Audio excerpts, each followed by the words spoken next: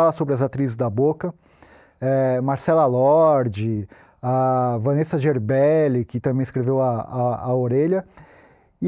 Assim, é uma grande homenagem a todas essas atrizes que nunca ninguém falou, nunca ninguém... não tem um livro até hoje, né, não tinha até hoje, que falasse sobre elas, sabe?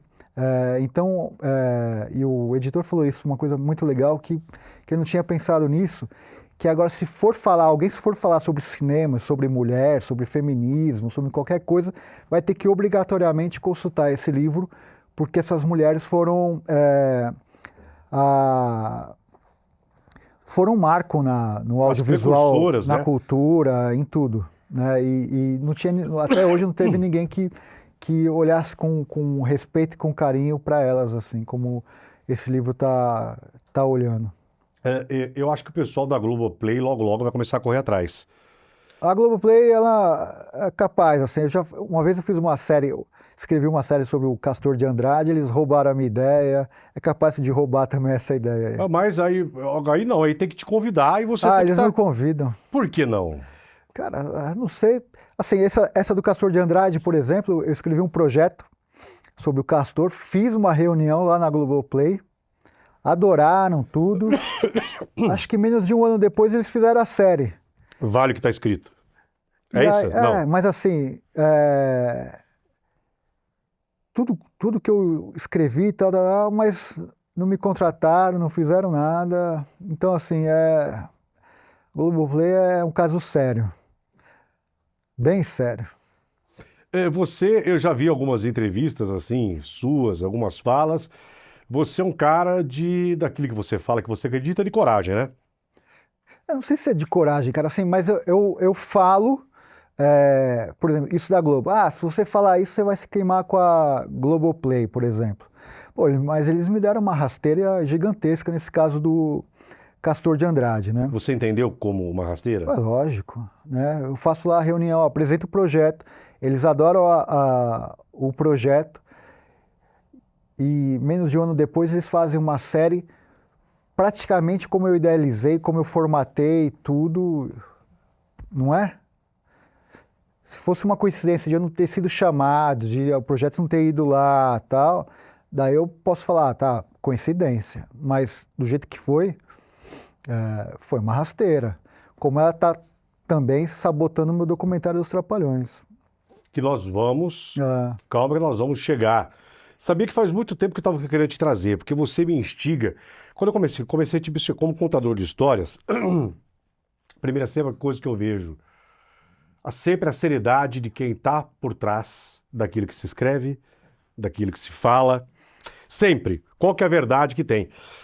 E quando eu fui falar, por causa dos Trapalhões, Rafael, quando eu fui saber de você, eu conversei com dois colegas, pessoas que conhecem o meio, o raio-x das pessoas, quem é quem só está querendo meme, quem só está querendo corte, ou quem realmente está dentro da configuração da história, da pesquisa. E depois, fora do ar, posso até te falar, essas duas pessoas falaram muito bem de você. Falaram, olha, o Rafael, quando então você encontrou as duas únicas. Quando você entrevistá-lo, você vai se surpreender. E você vai saber o porquê. Então vamos ver se até o final dessa minha entrevista com você, vamos continuar falando a respeito, pôr no chanchado para Jogo do Bicho. Quando você falou do Castor de Andrade, como um ex-repórter policial, a gente sabe muita coisa do Jogo do Bicho, né? O Jogo do Bicho que é a história do Brasil. Exato, você faz um raio-x do Brasil contando essa história. Então o Brasil tem várias histórias dela, né? Mas o Jogo do Bicho, cara, com a raiz dele, profunda, do Rio de Janeiro, ela é... Se a gente quer falar de milícia hoje, seria que entendeu lá atrás. Lá atrás, cara, imagina. E quando se fala de Castor de Andrade, esse personagem tão enigmático, tão carismático, poderoso, perigoso, o padrinho de tanta... Você sabe que o Castor apadrinhou muita coisa, né? Muita coisa, inclusive televisão, atores, artistas. Era um cara que, assim, ele foi tão esperto que tudo que é paixão nacional, ele estava envolvido. Ele pegava. Futebol com Bangu, né? Então ele transformou o Bangu, que é um time pequeno, né, em vice-campeão brasileiro, né, acho que em 85. Fez a final lá com o Curitiba, né, contratando grandes craques. Isso que eu ia te falar, contratando. Gente, nós estamos falando de um bicheiro tacando dinheiro e contratando quem ele queria jogar. Traz aqui pro time e tal. Mauro Galvão, vários caras geniais, assim, né? Ele era quase uma SAF, hoje, né, que fala tanto de SAF no futebol, lá naquela época. Estava envolvido com carnaval, né? Com a Imperatriz.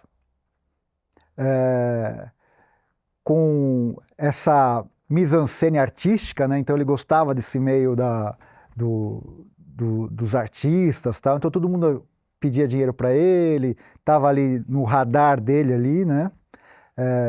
Então era, você vê, música, carnaval, futebol, era mulheres, tudo mulheres, imprensa. É um cara que e assim, como a imprensa tratava ele, né? Era um cara que era um contraventor, mas virou um ídolo nacional. A imprensa ia pra cima dele, né?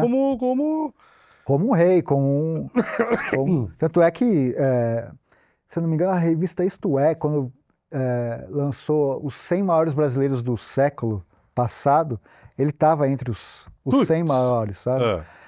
Por conta disso tudo, assim, né? O Castor, o projeto que eu escrevi chama Castor Saída Bangu, né? Para quem gosta de futebol sabe que Saída Bangu é aquela coisa meio desorganizada, né?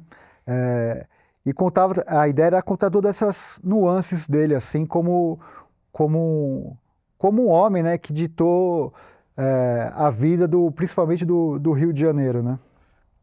Então a ideia era apenas do Castor, que você levou para Globo, ou era do Jogo do Bicho? O Castor, assim, é o maior, é o ponto fulcral da história do Jogo do Bicho, né? É lógico que tinha outros, né, que estavam, mas o Castor, ele tinha uma coisa da fleuma, né, de querer, ele era um pouco pavãozão, assim, né?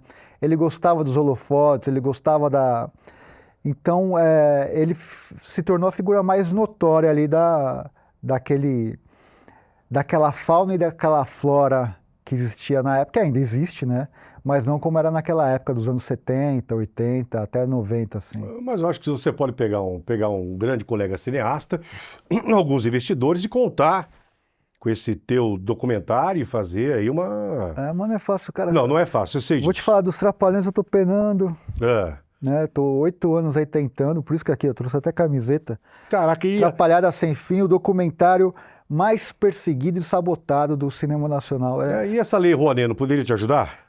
Não fiz não por qualquer problema, eu acho a Lei Rouanet importante, mas foi um projeto que, assim, a gente já vai entrar nessa dos Trapalhões? Não, ainda não. Segura. Tá. Eu perguntei da Lei Rouanet. Gente, é o seguinte, se a Lei Rouanet for usada para quem precisa, né? Eu acho ela incrível. Ela é importantíssima. Ela exato, não vem com essa... não, porque ele... Para. Se você entender para que é a Lei Rouanet, é que tem algumas pessoas que realmente não precisavam e caem no colo dessas pessoas, politicamente, essas pessoas acabam recebendo quantias e elas vivem e sobrevivem.